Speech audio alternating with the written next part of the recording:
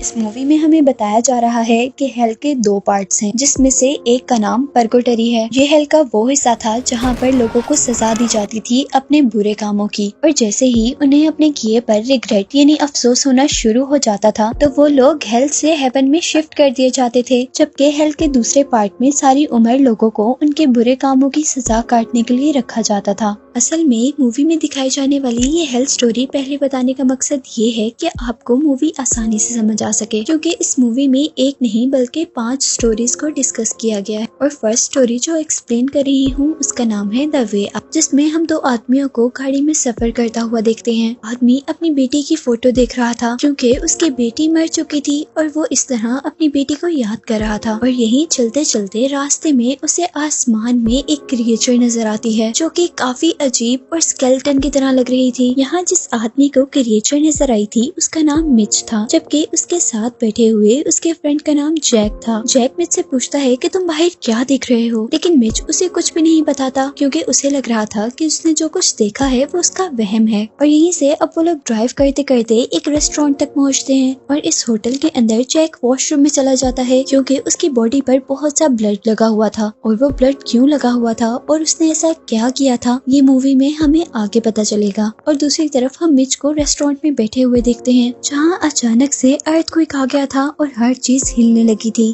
Mitch एकदम से earthquake आने पर बहुत ज्यादा डर गया था, लेकिन जैसे ही वो इर्द गिर्द देखता है तो हर चीज वहाँ पर नॉर्मल होती है और उसे फील होता है कि अर्थक्वेक सिर्फ उसके टेबल तक ही आया था। जबकि दूसरी तरफ हम जैक को वॉशरूम में देखते हैं जो अपनी बॉडी पर लगा ब्लड उतारने के लिए जैसे ही अपनी शर्ट उतारता है तो शर्ट के फेस पर आते ही कोई अननोन क्रिएचर उसका फेस पकड़कर उसे पीछे की तरफ धकेलती है। लेकिन मूवी में वो क्रिएचर नजर नहीं आ रही थी जो जैक को मार रही थी और जैक इस सबसे बहुत ज्यादा डर गया था, इसीलिए वो अपने फ्रेंड मिच को लेकर वहाँ से बाहर आ जाता है। और अब बाहर आने पर मिच को बिल्कुल वैसे ही क्रिएचर नजर आई थी जैसी हमने मूवी के स्टार्ट में देखी थी। अब वो लोग बहुत ज्यादा डर गए थे और वहाँ से भागने की कोशिश कर रहे थे, लेकिन भागते भागते वो हर बार एक गैस स्टेशन पर आकर रुक रहे थे। वो जितना भी आगे जा रहे थे तो ऐसा लग रहा था कि वो लोग सफर तय ही नहीं कर रहे, क्योंकि हर बार उनके सामने वही गैस स्टेशन आ जाता था। और हर मर्तबा हम उस गैस स्टेशन पर एक सिगरेट पीती हुई लड़की को भी देखते हैं। और इस वक्त मिच हर चीज से थक जाता है क्योंकि उसको लग रहा था कि वो लोग एक ट्रैप में फंस गए हैं। वो जैक से कहता है कि हमें अपनी किस्मत को मान लेना चाहिए, यही हमारी किस्मत है, क्योंकि हम जहाँ भी जा रहे हैं हम यहीं पर आकर रुक रहे हैं। पर जैक उसकी बात नहीं मानता और वो आगे जाने के लिए बजिद होता है, जिस बात पर मिच वहीं रुक जाता है। और जैक अपनी कार लेकर जैसे ही आगे बढ़ता है तो उसके सामने मूवी में दिखाई जाने वाली वो क्रिएचर आ जाती है, जिसके बारे में मैंने आपको पहले बताया कि वो बिल्कुल स्केलेटन जैसी लग रही थी। और वो जैक की कार पर अटैक कर जैक को कार से बाहर निकाल लेती है और फिर बहुत ही बुरे तरीके से उसकी बॉडी के अंदर अपने टेंटिकल डालकर उसे वहीं पर मार देती है। और यहाँ ये सब कुछ अपने फ्रेंड के साथ होते हुए मिच देख रहा था और उसे डर लग रहा था कि शायद अब वो क्रिएचर उस पर अटैक करेगी। लेकिन अजीब बात ये थी कि वो क्रिएचर वहाँ से गायब हो गई थी और मिच भी जल्दी से वहाँ से भागने लगा था, जहाँ आगे जाने पर उसका सामना कुछ और क्रिएचर से होता है, जिनसे बचने के लिए वो एक होटल में चला जाता है जिसके अंदर बहुत सारे रूम्स थे। और होटल के अंदर उसे उसकी बेटी दिखाई देती है जिसे हमने पहले फोटो में देखा था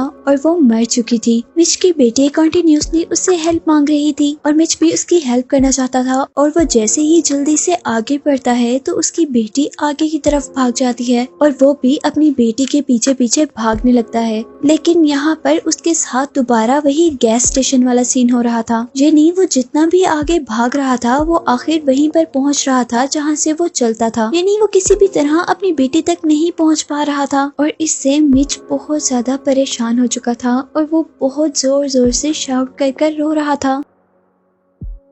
और उसको रोता दिखाते दिखाते मूवी में ये पहली स्टोरी एंड हो गई थी। और इसके एंड पर हमें अंदाजा हुआ था कि असल में ये हेल के उस हिस्से में आ गए थे जिसे परकोटरी का नाम दिया गया था। और अब जिस रूम में हमें मिच को दिखाया जा रहा था उसी रूम में हम 3 लड़कियों को देखते हैं। ये इस मूवी की सेकंड स्टोरी का स्टार्ट है। जिसका नाम है सायरन। और यहाँ ये तीनों लड़कियाँ मिच और जैक की तरह पर्गोटरी में नहीं हैं, बल्कि ये लोग अर्थ पर हैं। और इसी वजह से हम मिच और इन तीनों लड़कियों को एक ही टाइम पर सेम जगह पर देख सकते हैं, क्योंकि वो जगह तो सेम है लेकिन एक हेल है और एक अर्थ। वो लोग अपनी गाड़ी में अब होटल से निकलकर आगे बढ़ते हैं, जहाँ हमें पता चल रहा था कि वो तीनों सिंगर्स हैं। और थोड़ी आगे जाने पर उनकी गाड़ी का टायर पंचर हो जाता है और इस वक्त वो लोग एक खुले सहरा में थे, जहाँ आसपास उन्हें कुछ भी मदद के लिए नजर नहीं आ रहा था। इसीलिए वो तीनों अपने अपने फोन से हेल्प लेने की कोशिश कर रही थी, लेकिन इस सहरा में सिग्नल ही नहीं थे, जिसकी वजह से उन्हें काफी परेशानी हो रही थी। पर लकीली यहाँ से एक कार गुजरती है, जिसको जैसे ही वो लड़कियाँ रोकती हैं तो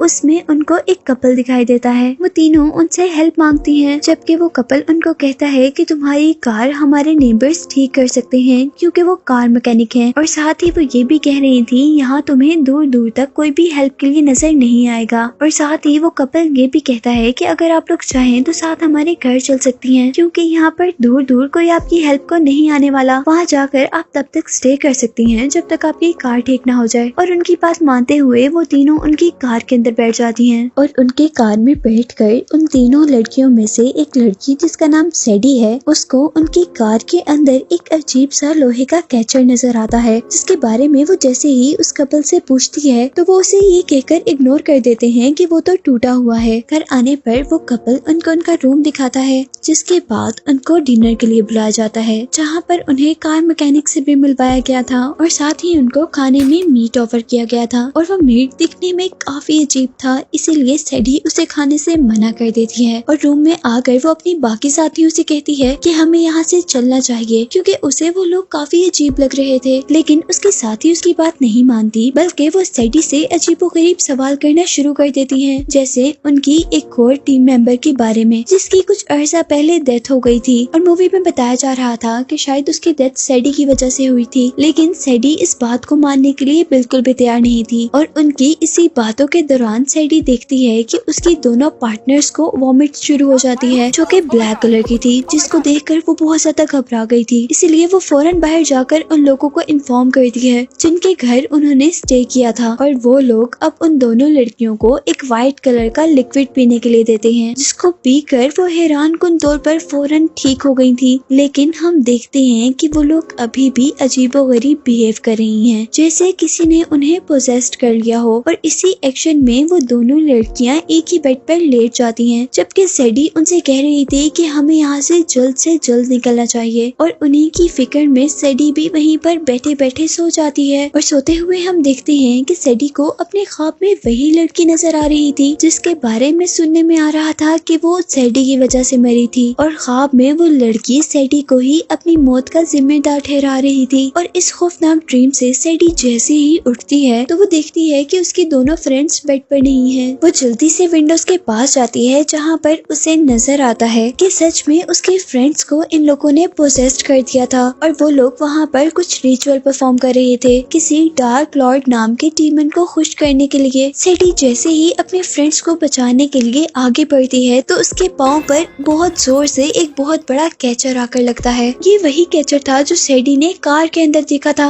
सैडी जैसे ही दर्द से चिल्लाती है तो उन लोगों को पता चल जाता है कि सैडी बाहर आई है। और ये देखकर उसके फ्रेंड्स बहुत ही अजीब तरीके से उसका पीछा करना शुरू कर रही थी। सैडी बहुत मुश्किल से उस कैचर से अपनी जान छुड़वाकर वहाँ से भाग जाती है। और अब एक जगह पहुँचने पर जैसे ही वो सांस लेती है तो उसे अब वो लड़की दिखाई देती है जो कि उसके ड्रीम्स में आ रही थी, यानी जिस लड़की को उसने मारा था, जिसको देखते ही वो डर कर रोड पर आ गई थी। और रोड पर चलते हुए उसे अब एक कार दिखाई देती है जिसे वो रोकने की कोशिश कर रही थी। पर इतने में ही वो बार बार मूवी में दिखाई जाने वाली क्रिएचर उस पर अटैक कर उसे मार देती है, जिसके साथ फिल्म में इस दूसरी स्टोरी का भी एंड हो गया था। और अब तीसरी स्टोरी, जिसका नाम दी एक्सीडेंट है, उसके स्टार्ट में हम वही सीन देखते हैं जो कि हमने दूसरी स्टोरी के एंड पर देखा था, जिसमें एक आदमी एक अबैंडन्ड रोड पर कार चला रहा है और सैडी उस कार को रोकने की कोशिश कर रही है। और यहाँ मूवी में हमें पता चलता है कि वो दोनों इस वक्त पर्गोटरी में आ चुके थे। और अब इस स्टोरी में क्योंकि वो आदमी अपने सेल फोन में लगा हुआ था, इसीलिए उसकी बददिहानी की वजह से सैडी का एक्सीडेंट हो जाता है है और जैसे ही वो आदमी अपनी कार से बाहर निकलकर सैडी को देखता है तो उसके होश उड़ जाते हैं, क्योंकि सैडी बहुत बुरी हालत में थी। यहाँ अब उसे लग रहा था कि उसे यहाँ से भाग जाना चाहिए, क्योंकि सिचुएशन काफी क्रिटिकल थी, लेकिन फिर भी वो यहाँ से भागता नहीं है बल्कि एक इमरजेंसी कॉल करता है। और अब फोन के दूसरी तरफ उससे एक लेडी बात कर रही थी, जिससे वो आदमी जिसका नाम लूकस है वो सब कुछ बता रहा था। वो लड़की उससे उसकी लोकेशन पूछती है, लेकिन वो अपनी लोकेशन बता ही नहीं पाता, क्योंकि पर्गोटरी यानी हेल के इस हिस्से में जीपीएस तो वर्क नहीं कर रहा था। और अब वो लेडी उसे सजेशन देती है कि आप उस लड़के को लेकर एक पास के टाउन में आ जाएं। और लूकस भी ऐसा ही करता है। वो सैडी को अपनी कार में बिठाकर आगे बढ़ जाता है और अब लूकस आखिर को एक टाउन में पहुंच गया था। लेकिन अजीब बात ये थी कि वहाँ पर कोई भी नहीं था, और ये बात सिर्फ लूकस को अजीब लग रही थी। वहाँ पूरे टाउन के अंदर कोई भी नजर नहीं आ रहा था, क्योंकि असल में वो किसी टाउन में नहीं बल्कि पर्गोटरी में थे। और लकीली अब यहाँ पर उसे एक हॉस्पिटल नजर आता है और वो जल्दी से उस लड़की को यानी सैडी को गाड़ी से निकालकर हॉस्पिटल के अंदर ले जाता है, जहाँ उसे कोई भी नजर नहीं आ रहा था। और तभी लूकस को वहाँ पर ऑपरेशन थिएटर मिला था। वो जल्दी से सैडी को वहाँ लेटाना चाहता, लेकिन यहाँ हैरान कुन तौर पर सैडी के पाँव बहुत ही वियर्ड अंदाज में टूटकर घूम गए थे, जिसे देखकर लूकस भी एकदम से घबरा गया था। लेकिन वो बहुत मुश्किल से उसे पकड़कर स्ट्रेचर पर लेटाता है। और अब सैडी दोबारा हेल्पलाइन को कॉल करता है और वही लेडी फोन उठाती है जो पहले उससे बात कर रही थी। और यहाँ अजीब बात ये थी कि उसके कॉल लाइन में एक और आदमी जुड़ गया था, जिसके अकॉर्डिंग वो एक डॉक्टर था और वो लूकस से सैडी की एक सर्जरी करने को कह रहा था, जिसके लिए सबसे पहले सैडी को ऑक्सीजन मास्क चाहिए था। वो वहाँ पड़ी हुई चीजों में से जल्दी से वो चीजें ढूंढना स्टार्ट करता है जो चीजें फोन वाला आदमी बता रहा था। और आखिर को उसे ऑक्सीजन किट मिल भी जाती है, लेकिन वो अनकम्प्लीट थी। और क्योंकि अब वो किट पूरी नहीं थी, इसीलिए लूकस को वो ऑक्सीजन पाइप उसके मुंह के अंदर तक डालना पड़ता है, जिसको करते हुए सैडी उसके हाथ पर काट भी लेती है। लेकिन लूकस हार नहीं मानता। और यहाँ अब वो फोन वाला आदमी उसे बता रहा था कि इस तरह वो मर जाएगी। अगर तुम्हें उसे जिंदा रखना है तो तुम उसके पेट पर कट लगाकर उसके लंग्स को दबाओ, जिससे वो जिंदा हो सकती है। और लूकस ऐसा ही करता है, लेकिन ऐसा करने से वो जिंदा नहीं हुई थी बल्कि वो मर गई थी। और सैडी के मरते ही अब जो लोग लूकस से बात कर रहे थे वो लोग जोर जोर से हंसने लगे थे। और इन आवाजों को सुनकर अब उसे बहुत ज्यादा गुस्सा आया था, और इस गुस्से में वो हॉस्पिटल से बाहर निकलने की कोशिश कर रहा था, लेकिन हॉस्पिटल तो किसी ने लॉक कर दिया था। और अब वो एक डेड बॉडी के साथ यहाँ पर फंस चुका था, और इसीलिए परेशान होकर वो हॉस्पिटल के कॉरिडोर में ही बैठ जाता है। और अब लूकस को दोबारा वही कॉल आती है जो उसे पहले आ रही थी ऑपरेशन करते हुए, जिसमें एक लड़की और एक लड़का जो कि एज ए डॉक्टर उससे बात कर रहा था। लूकस उन दोनों से कहता है कि मेरा इस सब में क्या कसूर है, मैंने तो ये एक्सीडेंट जानबूझकर नहीं किया था। और एक्सीडेंट होने के बावजूद मैं उस लड़की को बचाने की कोशिश कर रहा था। और उसकी ये बात सुनते ही अब वो लड़का कहता है कि अब तुम आजाद हो और तुम यहाँ से जा सकते हो, लेकिन उससे पहले तुम अपने कपड़े बदल लो। और वो वहाँ पर रखे हुए साफ कपड़ों की लोकेशन उसे बताता है, और वो कपड़े बिल्कुल वैसे ही थे जैसे उसने पहले पहने हुए थे। जिसके बाद वो बाहर निकलता है, और बाहर निकलने पर वो देखता है कि उसे अपनी कार जैसी ही बिल्कुल एक न्यू कार मिली थी, जिसमें बैठकर वो वहाँ से निकल जाता है। असल में उसे ये चीजें इसलिए दी गई थी कि वो यहाँ से निकल सके, और क्योंकि वो एक्सीडेंट के बाद भी सैडी को मरने से बचा रहा था, इसीलिए उसकी एक्सीडेंट वाली सजा कम हो गई थी और उसे अब पर्गोटरी से वापस अर्थ पर भेजा जा रहा था। और अब हमें उस लड़की को दिखाया जाता है जो कि मूवी में लूकस से बात कर रही थी। जब लूकस ने एक इमरजेंसी कॉल की थी तो वो असल में किसी इमरजेंसी स्टेशन तक नहीं गई थी, बल्कि उसे इस लड़की ने रिसीव किया था। और हमें पता चला था कि ये सब पर्गोटरी में काम करते हैं और लोगों को उनके किए के अकॉर्डिंग सजा देते हैं। और यहाँ इस औरत को दिखाते हुए ये तीसरी स्टोरी भी एंड हो जाती है। और चौथी स्टोरी के स्टार्ट में हमें इसी लड़की को दोबारा दिखाया जाता है, जिसका नाम सैंडी पता चल रहा था, और इस स्टोरी का नाम जेल ब्रेकर है। जहाँ सैंडी को हम एक रूम में जाते हुए देखते हैं, जिसके अंदर 2 और लोग भी थे, और इनके बारे में बताया जा रहा था कि ये डीमन लॉर्ड हैं। अब अब उन दोनों में से एक आदमी सैंडी को परकोटरी का दरवाजा बंद करने को कह रहा था और इतने में ही यहाँ पर एक आदमी आ जाता है जिसके हाथ में गन थी और वो बता रहा था कि उसने 13 साल पहले अपनी बहन को यहीं पर खोया था और वो पिछले 13 सालों से परकोटरी में आने का रास्ता ढूंढ रहा था। और क्योंकि लूकस को वापस भेजते हुए सैंडी ने वो दरवाजा खुला छोड़ दिया था, इसीलिए वो आदमी परकोटरी तक आया था। यहाँ उस आदमी के हाथ में एक बहुत बड़ी सी शॉटगन भी थी और वो अब इन लोगों से बदतमीजी करना शुरू कर देता है, जिसकी वजह से वहाँ डीमन लॉर्ड को गुस्सा आ गया था